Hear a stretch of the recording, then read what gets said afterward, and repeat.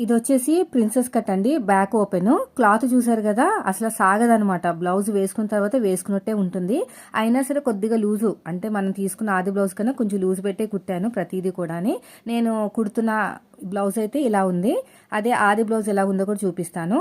ఇక్కడ నేను ఏం చెప్పాలనుకుంటున్నానంటే ఫిట్టింగ్ కోసం చెప్పాలనుకుంటున్నాను. ఇది చూడండి, ఇది వచ్చేసి మనకి ఆది బ్లౌజ్ అనమాట.